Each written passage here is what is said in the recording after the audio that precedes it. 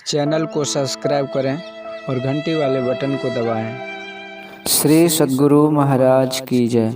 बंदो गुरुपद कंज कृपा सिंधु नर रूप हरि, महामोह तम पुंज जासु वचन रवि कर निकर। धर्मानुरागनी प्यारी जनता, इस समय आप लोगों के सामने ईश्वर की भक्ति पर कहना है। ईश्वर स्वरूप का जब निर्णय हो जाता है तब समझ में आने लगता है कि ईश्वर की भक्ति कैसे हो। ईश्वर स्वरूप के लिए आज प्रातः काल कह दिया गया है। मुख्य रूप में यह कि जैसे रूप विषय क्या है जो नेत्र से ग्रहण होता है, शब्द विषय क्या है जो कान से ग्रहण होता है, परमात्मा विषय क्या है जो आत्मा से ग्रहण हो। यदि कहो कि सब इंद्रियों में वही चेतन आत्मा है, तब क्यों नहीं इंद्रियों से जानेंगे। जो यंत्र जिस पदार्थ के लिए होता है उसी यंत्र से वह पदार्थ ग्रहण होता है।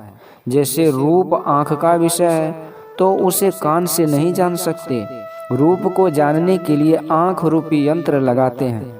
परमात्मा इन सब यंत्रों से ग्रहण नहीं हो सकता। चेतन आत्मा से परमात्मा का ग्रहण होगा। अब जानिए कि ईश्वर की भक्ति कैसे हो। भक्ति का अर्थ है सेवा। जिसको जिस वस्तु की आवश्यकता होती है उसे वह वस्तु दे दीजिए तो वह उसकी सेवा हुई। जैसे कोई बीमार है उसे दवाई दीजिए तो वह उसकी सेवा हुई। किसी की आवश्यकता पूरी होनी उसकी वह सेवा है। परमात्मा को क्या आवश्यकता है वह पूरी कर दीजिए, वही उसकी सेवा होगी। हम लोगों की तरह परमात्मा को भूख नहीं लगती। शारीरिक आवश्यकताएं जो हम लोगों की है वे उसे नहीं चाहिए। लोग कहेंगे कि हम लोग जो भोग लगाते हैं वह क्या खाते नहीं हैं। यदि खरे ज्ञान में कहिए तो उससे परमात्मा का कोई निजी काम नहीं है, उससे आपका अपना काम होता है। जैसे पिता पुत्र का काम देखकर प्रसन्न होता है, उसी तरह आपकी श्रद्धा जो परमात्मा की ओर है उससे वह प्रसन्न होता है। केवल भोग ही लगाया जाए कि और कुछ भी है। भोग लगाइए। भोग लगाने में आपका अपना प्रेम अर्पित करते हैं। बहुत दाम का प्रसाद या कम दाम का प्रसाद या केवल तुलसी दल, जहाँ विशेष प्रेम है वही परमात्मा को भोग लगा। भाव अतिशय विशद प्रवर नैवेद्य शुभ, श्री रमन परम संतोषकारी। प्रेम तांबुल गत शूल संशय सकल, विपुल भव वासना बीजहारी। राम ही केवल प्रेम प्यारा, जान लेहु जो जानन हारा। गोस्वामी तुलसीदास जी। आपका प्रेम जहाँ है वहीं मन लगा रहता है। जिस ओर जिसका प्रेम बहुत होता है, किसी काम को करते हुए भी उस ओर उसका ख्याल लगा रहता है। यही है तन काम में और मन राम में। अभी नवधा भक्ति का पाठ आप लोगों ने सुना। मेरे ख्याल में सबरी को किसी भक्ति में कमी नहीं थी, वह भक्ति में पूरी थी। श्री राम भगवान ने कहा, सकल प्रकार भगति दृढ़ तोरे। हे सबरी, सबरी ने कहा, अधम जाति में जड़मति भारी। जो बुद्धिमान होते हुए भी अपने को बुद्धिमान नहीं जानता वह ज्ञानी है, और जो बुद्धिमान नहीं है फिर भी अपने को बुद्धिमान मानते हैं, यथार्थ में वे बुद्धिमान नहीं है। सबरी पढ़ी लिखी तो नहीं थी, किंतु मतंग ऋषि के साथ वर्षों रह चुकी थी, बहुत ज्ञान प्राप्त कर चुकी थी। श्री राम भगवान ने कहा, पहली भक्ति संतों का संग है, इसमें गुण क्या है। संत कबीर साहब ने कहा, कबीर संगति साध की जो गंधी का बास, जो कुछ गंधी दे नहीं तो भी वास सुबास। इसी तरह कोई साधु के पास में जाए, साधु यदि कुछ नहीं भी बोले तो भी कुछ न कुछ लाभ अवश्य होगा। गोस्वामी तुलसीदास जी ने एक बात कही है, नित्य प्रति दर्शन साधु के और साधुन के संग, तुलसी का ही वियोग ते नहीं लगा हरि रंग। उत्तर में उन्होंने ही कहा, मन तो रमे संसार में तन साधुन के संग, तुलसी या ही वियोग ते नहीं लगा हरि रंग। जिसका मन किसी और तरफ है और साधु का संग करता है तो उस पर उसका रंग नहीं चढ़ता। इसकी एक कहानी है कि लोहे के बक्से में किसी ने पारस रखा था, किंतु वह बक्सा सोना नहीं हुआ। सुनकर आश्चर्य होगा कि भला लोहे के बक्से में पारस रहे तो सोना कैसे नहीं हुआ। इसलिए कि पारस को कपड़े में लपेट कर रखा था। पारस से लोहे को सटाने से ही लोहा सोना हो सकता है, कुछ अंतर रहने से नहीं। दूसरी भक्ति है ईश्वर की कथा में प्रेम, सत्संग वार्ता को मन लगाकर सुनिए। तीसरी भक्ति है गुरु की सेवा, अमानी होकर करो।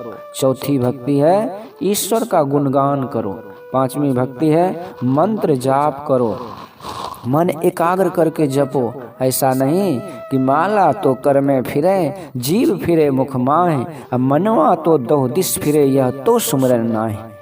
बल्कि तन थिर मन थिर वचन थिर, सुरत निरत थिर होए, न कह कबीर इस पलक को कलप न पावे कोय। जप ऐसा होना चाहिए कि स्थिरता आवे। पांचों भक्तियां क्रम से हैं। प्रथम भक्ति संतों का संग है। संतों का संग होने से कथा प्रसंग होता है। कथा प्रसंग से यह भी निर्णय हो जाएगा कि गुरु कैसा होना चाहिए। कथा प्रसंग में मन लगाकर सुनो, इधर उधर मन भटके नहीं। गुरु की सेवा भी मन लगाकर करो। मन लगाकर गुरु की सेवा नहीं करोगे तो उस सेवा को गुरु स्वीकार नहीं कर सकते। सब भक्तियों में अपने मन का पूर्ण योग और कर्मबद्धता है। जैसे जैसे जो भक्ति है उसको उसी क्रम से रखना ठीक है। ईश्वर का यश गान मन लगा कर करो। कोई गुरु के संग में रहता है तो गुरु को स्वयं ईश्वर का भक्त होना चाहिए और अपने पास रहने वाले शिष्य को भी ईश्वर भक्त होने की शिक्षा देंगे। एक भक्ति से पांचवी भक्ति तक सब में मन लगाने कहा। पांचवी भक्ति तक स्थूल भक्ति है। इसके आगे और भक्ति है छठी भक्ति, जहाँ से है वहाँ से सूक्ष्म भक्ति है। छठी भक्ति है इंद्रियों को काबू में रखने का स्वभाव वाला बनना। इंद्रियां काबू में नहीं है तो कोशिश करके उसको रोकते हैं, यह एक बात है। दूसरी बात है कि अब इंद्रियां विषयों की ओर जाती नहीं है। इंद्रियों को की रोक होने से ही सज्जनों के धर्म के अनुकूल चलना हो जाएगा। इंद्रियों के रोकने का स्वभाव कैसे होगा? इंद्रियों को समेट कैसे सकता हो? इंद्रियों का समेट कैसे हो सकता है? मन और बाहर की सब इंद्रियों में बड़ा लगाव है। जिस विषय की ओर मन गया उस विषय वाली इंद्रिय उस ओर हो गई, या जिस विषय को जिस इंद्रिय से ग्रहण किया मन उसी ओर लग गया। मन उन वस्तुओं को ग्रहण करता है जिसको इंद्रियां ग्रहण करती है। इंद्रिय से किसी विषय को आप पहले ले चुके हैं, किंतु अब उसके आपके मन को बोध हुआ कि उस ओर नहीं जाए तो बाहर में रोकने का हिस्सक लगाने पर भी मन उस ओर भागता है। किंतु जब उसको बराबर रोकते रहते हैं तो रोकते रोकते वह रुक जाता है। जैसे कोई मांस मछली पहले खाते थे, अभी जब पहले छोड़ते हैं तो मन उस पर दौड़ता है, किंतु समझाते समझाते मन समझ जाता है और पीछे ऐसी दुर्गंधी लगती है कि जिस थाली में कोई मांस मछली खाता है उस थाली में उनसे खाया भी नहीं जाता।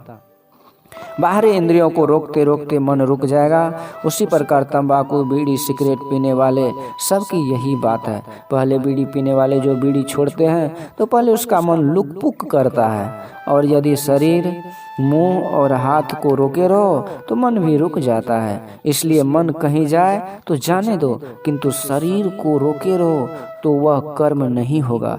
पीछे मन उस कर्म को करने के लिए नहीं दौड़ेगा। इसलिए कबीर साहब ने कहा, मन जाए तो जाने दे, तू मत जाए शरीर, अब पांचों आत्मा बस करे, कह गए दास कबीर। मन का तार सभी इंद्रियों में लगा हुआ है। मन का तार समेटते ही इंद्रियां उधर से मुड़ जाती है। जैसे जागृत से स्वप्न में जाते हैं तो एक अवस्था होती है, उसे तंद्रा कहते हैं। उसमें मालूम होता है कि शक्ति भीतर की ओर सिमटती है। सिमटते सिमटते बिल्कुल सिमट जाती है और इंद्रियां निश्चेष्ट हो जाती है। मन की धार को कैसे समेटेंगे? इसके लिए मन कहाँ है यह जानिए। जहाँ यह है वहीं धार को समेटिए। कबीर साहब ने कहा है, इस तन में मन कहाँ बसे, निकस जाए की ठौर।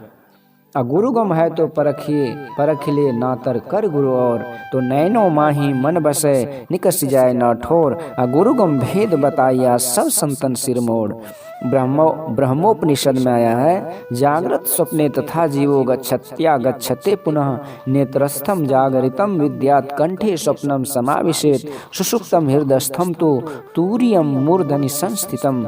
अर्थात जीव जागृत और स्वप्न में पुनः पुनः आता जाता रहता है।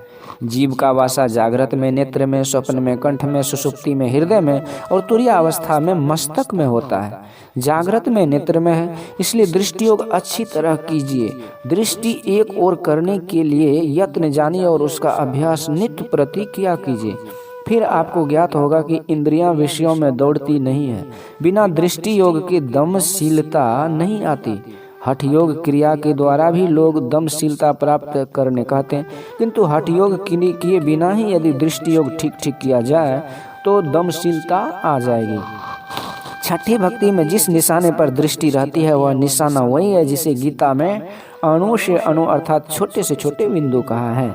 जो बिंदु एक बिंदुता प्राप्त करते हैं वे परमात्मा का सूक्ष्म रूप अणु से अणु रूप प्राप्त करते हैं। परमात्मा सर्वरूपी है। अचर चर रूप हरि सर्वगत सर्वदा वसत इति वासना धूप दीजिए। गोस्वामी तुलसीदास जी। बिंदु भगवान का तेजस्वी रूप है। कविम पुराण मनुषा सितारम अनोरणीयाम समनुस्मरेद्य सर्वस्य धातार मचिंत्य रूपम आदित्य वर्णम तमसः परस्तात्। गीता। जो दृष्टि योग करता है वह ईश्वर के इस बिंदु रूप का ध्यान करता है। इसका मानस ध्यान नहीं होता, केवल देखो आप ही उदय होगा। किसी रूप का चिंतन मत करो, सब आकार प्रकारों का ख्याल छोड़कर होश में रहकर देखने के यत्न से देखो, उदय होगा। जब हमारे ख्याल से सब रंग रूप छूट जाएं, वचन बोलने की सब बातें चली जाए, तब परमात्मा बच जाएगा। इसका बहुत अच्छा अभ्यास होना चाहिए। यह छठी भक्ति है। यह हुआ दम। मन इंद्रियों के संग संग के साधन को दम कहते हैं और सम कहते हैं मनोनिग्रह को। सम और सम दोनों में बड़ा मेल है। तालव स्व मो के बिना मूर्धन्त स्व म समता नहीं हो सकता। सातम सम मोहिमय जग देखा, अब मोते संत अधिक करे लेखा। मोहिमय जग देखा मान लेने से नहीं होगा, स्वाभाविक है, किंतु इसको देखने के लिए जानो वह सर्वत्र है। सबकी दृष्टि पड़े अविनाशी विरला संत पिछाने, कहे कबीर यह भ्रम की वाणी जो खोले सो जाने। सम है मनोनिग्रह। दृष्टि साधन में बिंदु ग्रहण होता है।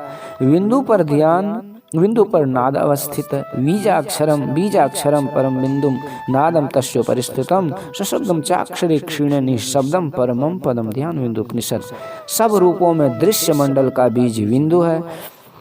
उसके ऊपर शब्द है जो न पशु पक्षी की भाषा है न किसी गाजे बाजे का।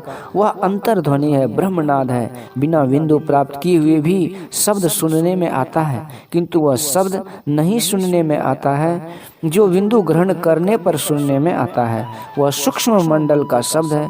बिना बिंदु पर आरूढ़ हुए जो शब्द सुनते हैं वह शरीर के रग रेशे धमनियों के चलने से उत्पन्न शब्द है, किंतु बिंदु प्राप्त करके जो शब्द सुना जाता है वह असली ध्वनि है। सातवीं भक्ति नाद अनुसंधान है। इसी को ओम स्फोट राम नाम आदि कहा है।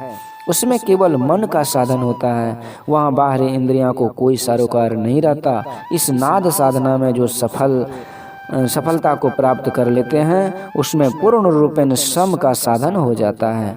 अब आठवीं भक्ति और नौवीं भक्ति बिल्कुल सरल है। जिससे इंद्रिय निग्रह मनोनिग्रह हो गया है उसके लिए यथा लाभ संतोषा हो ही जाएगा।